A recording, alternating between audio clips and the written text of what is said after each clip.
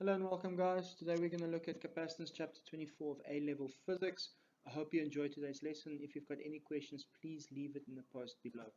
Okay, guys, at the end of this lesson you should be able to make the following connections.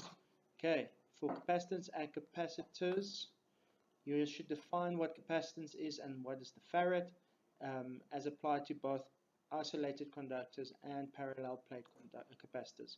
Okay, recall and use the formula that capacitance is charge over the potential difference. Deriving using the formula and conservation of charge and the addition of potential differences formula for combined capacitance and capacitors in series and parallel. And then solve problems using the capacitance formula for capacitors in series and in parallel. Then for energy stored in a capacitor, you must be able to deduce from the area of the potential charge graph the equation W is half QV and hence W is half CV squared. Okay, and show understanding of the functions of the capacitors in simple circuits. Okay, so guys, what is a capacitor? Firstly, a capacitor stores energy, electrical charge, and is useful in many electronic circuits. Okay, it consists of two parallel metal plates separated by an insulator called a dielectric. And a lot of the pictures that we're going to see, we're not going to see the dielectric. Sometimes these dielectrics are wrapped in circles, and then all the conductors are wrapped to create a bigger surface area. Okay, so what is a capacitance? Capacitance of a capacitor is the charge stored on one plate per unit of potential difference between the plates. Okay, the capacitance C of a capacitor will be defined by capacitance is charge over potential difference, or C is equal to Q over V. Okay, so charging a capacitor, guys, we can see that the capacitor is charged to the positive and the negative sides of the cell. As the electron gets captured on the one side of the plate, it repels an electron away from the opposite side of the plate, making the opposite side plate lose an electron and leaving it positive. So we see that the positive charge plate, or the one side, becomes positively charged and the other side becomes negatively charged. The overall charge between the plates is 0, okay, because if we take the same amount of positives on the one side is equal to the same amount of negative charge on the opposite side. Okay, guys, we get different types of capacitors. In the second row, you'll see the electrolytic capacitor. That's the one we use the most, but there's a few others that you can look at. Paper, and you can go through the list there if you go through the notes. Okay. Energy stored in the capacitor, work is done or energy is transferred by the power supply on the electrons to charge the capacitor. When you recover this energy, when you discharge the capacitor. Now, if you look at the picture below, if the switch turns over here, the capacitor is busy charging, and if we flip the switch, the capacitor's energy is used to light up the diode.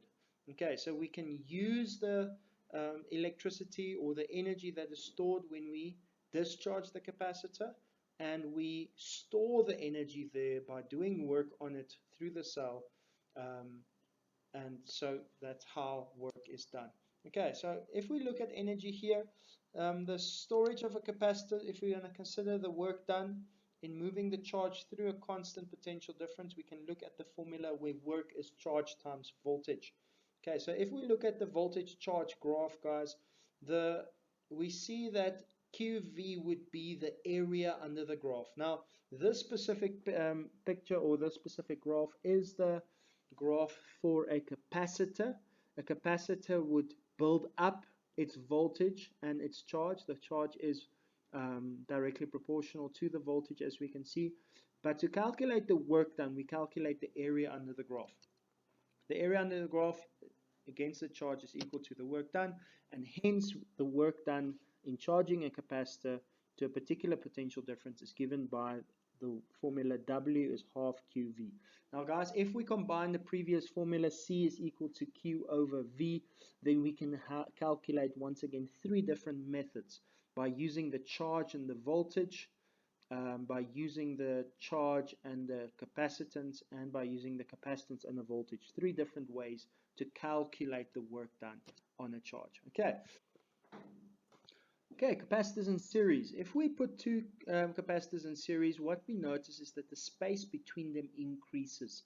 That increases the distance between the plates, and that decreases our capacitance. So therefore we can see that when we add capacitors in parallel, we add them inversely, so that decreases the total capacitance there. Similar to the resistors in parallel, so it's the opposite. Capacitors in series has a similar formula as resistors in parallel. If we look at capacitors in parallel, we see that when we have 2 capacitors in parallel, we actually have a bigger plate. So the area between the 2 plates, between the positive side and the bigger negative side, increases. Therefore, we just add the 2 capacitors together. Hence, once again, capacitors in parallel is a similar formula as resistors in series. Okay, guys, now capacitors of isolated bodies, all objects have capacitance. You would have noticed that with electrostatic shock, lightning, all of these things are examples of it. Okay, so how would we calculate it? To do that, we use a isolated body or a simplified sphere.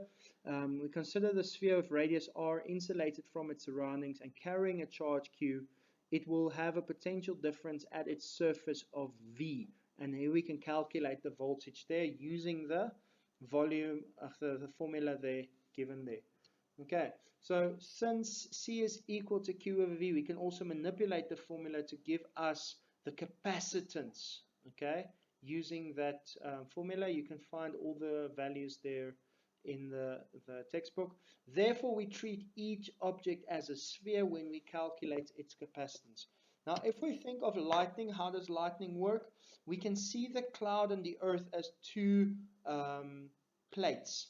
Okay, and as the charge builds up between the earth and the cloud, there is an electrostatic discharge. So even with a capacitor, if we increase the charge tremendously, it will melt. It will just discharge through the dielectric, the gap between them, and it will melt. Okay, so I hope this has helped you and that you understand capacitors a bit better. If you have any questions, please leave it in the post below.